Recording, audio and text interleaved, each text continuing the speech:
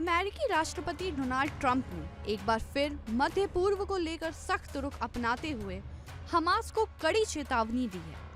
Trump ने साफ शब्दों में कहा कि हमास के पास अब बहुत कम समय बचा है और उसे जल्द से जल्द निरस्त्र होना होगा। यदि हमास ने हथियार डालने से इनकार किया तो उसे गंभीर और भयानक अंजाम भुगतने पड़ेंगे। ये चेतावनी इजराइल के प्रधानमंत्री बेंजामिन नेतन्याहू के साथ गाजा सीज फायर और क्षेत्रीय सुरक्षा को लेकर हुई अहम बैठक के बाद सामने आई है, जिसे आने वाले दिनों में मध्य पूर्व की राजनीति के लिए निर्णायक माना जा रहा है। फ्लोरिडा स्थित मारे-लागो में नेतन्याहू से मुलाकात के बाद प्रेस को संबोधित करते हुए ट्रंप ने कहा कि गाजा में स्थायी शांति तभी संभव है जब हमास पूरी तरह हथियार छोड़ दे। ट्रंप ने दो टूक कहा, हमास को हथियार डालने के लिए बहुत कम समय दिया जाएगा।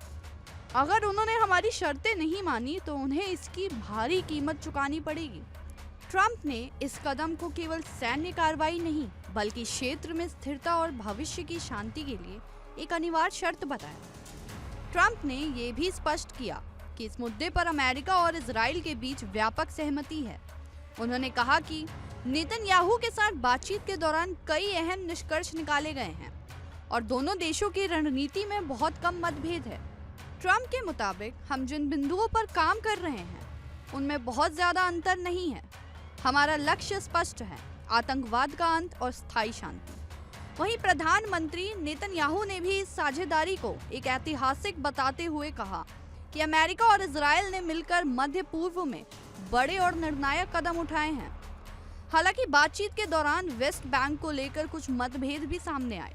जब इजरायली बस्तियों में हिंसा और वेस्ट बैंक की स्थिति पर सवाल पूछा गया तो ट्रंप ने स्वीकार किया कि इस मुद्दे पर उनकी और नेतन्याहू की पूरी सहमति नहीं है। इसके बावजूद भी ट्रंप ने उम्मीद जताई कि संवाद और कूटनीति के जरिए समाधान निकाला जा सकता है। नेतन्याहू ने भी संकेत दिए कि मतभेदों के बावजूद दोनों देशों की सुरक्षा और शांति बड़े लक्ष्य पर एकजुट हैं। इसी बीच प्रधानमंत्री बेंजामिन नेतन्याहू ने एक और ऐतिहासिक घोषणा करते हुए इजराइल की दशकों पुरानी परंपरा को तोड़ने का ऐलान किया।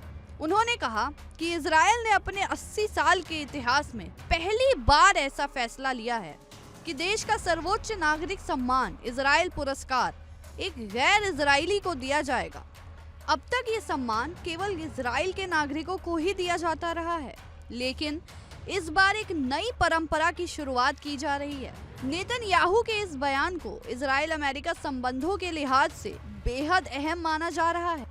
विशेषज्ञों का मानना है कि ये फैसला न सिर्फ कूटनीतिक संदेश देता है बल्कि ये भी दर्शाता है कि आने वाले समय में अमेरिका और इजराइल मिलकर मध्य पूर्व की राजनीति को एक नई दिशा देने वाले हैं। हमास को दी गई चेतावनी, गाजा सीज फायर पर कड़ा रुख और परंपराओं को तोड़ने वाले फैसले ये भी संकेत देते हैं कि क्षेत्र में बड़े बदलाव की आहट सुनाई दे रही है। फिलहाल के लिए इस रिपोर्ट में इतना ही। देश और दुनिया की तमाम खबरों के लिए बने रहिए इंडिया डेली के साथ।